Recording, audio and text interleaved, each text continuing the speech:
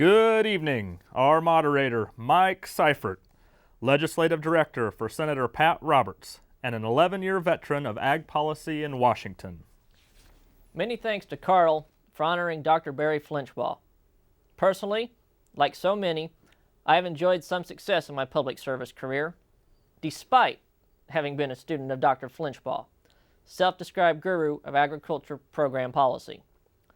We recently taped an interview with Barry regarding this event when he was in Washington, instructing Democrats how to write a new farm bill. I must warn you, he was in typical Barry Flinchbaugh mood. Should we roll the tape, sir? Roll it. Dr. Flinchbaugh, you must be proud to be honored by Carl. I think it's November 16. Just a minute. Well, I don't know why I should be honored. I'm not getting a damn thing for this except a lot of grief from a bunch of knuckleheads.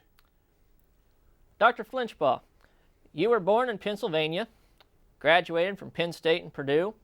How did you actually get a job in Kansas, and how did you convince Kansans you know anything about Kansas agriculture? Well, that's quite a question from a young whippersnapper like you. But it was easy. I just read the Hutchison News and read what Doug Weldon wrote, and then I did just the opposite. One of your significant accomplishments was to be named Outstanding Professor from KSU Ag students 3 times. How did you accomplish this? Well, it's easy. You just give them A's and they'll give you an award. That's pretty simple. And then they ignore everything that you taught them. It's crazy. Those crazy damn kids, it's amazing any of them made a living in agriculture. Dr. Flinchbaugh, it's reported you speak to over 100 audiences a year. If all these people have heard you before, how do you expect to get anyone to attend the Carl event?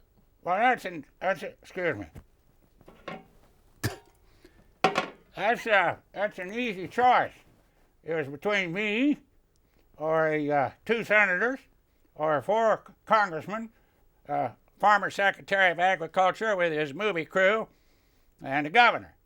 Now, I ain't going to make any political statements here tonight. I'm nonpartisan. But you have to notice I don't have my cigar lit. I don't want to emit any CO2. Keep the air clean. Dr. Flinchbaugh, you were appointed to the 21st Century Commission on Production Agriculture. What kind of progress did the Congress make on your recommendations? Not a damn thing.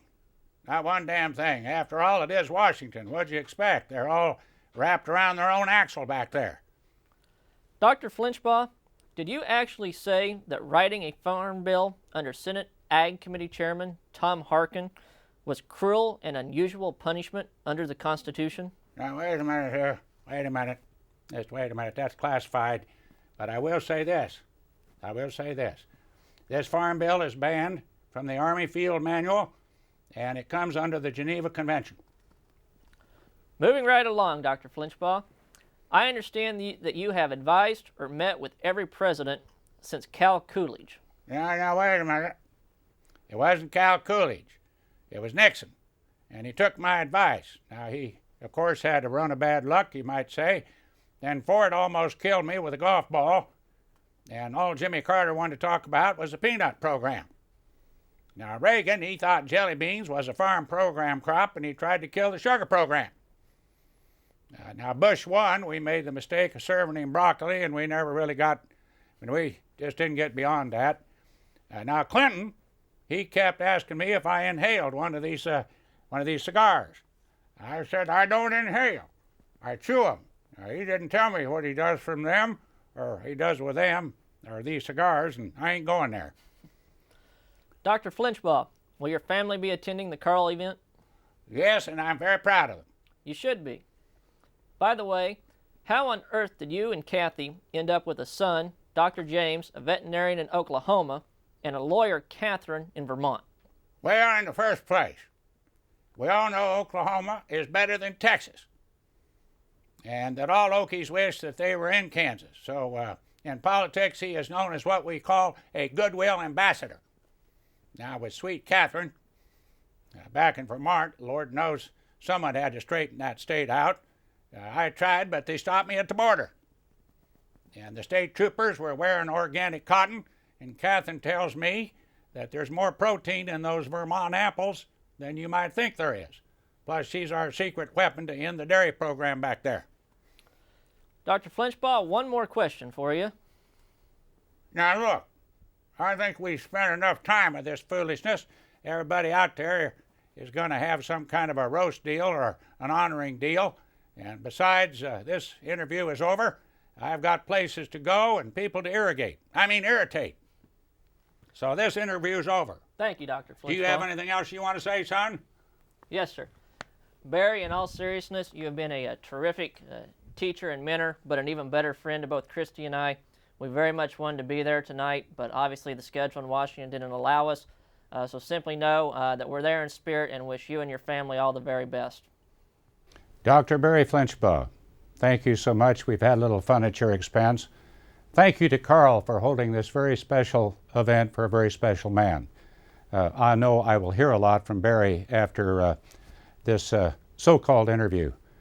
You know, we come to Washington to make a difference, and I know that Barry Flinchbaugh did exactly the same thing at Kansas State.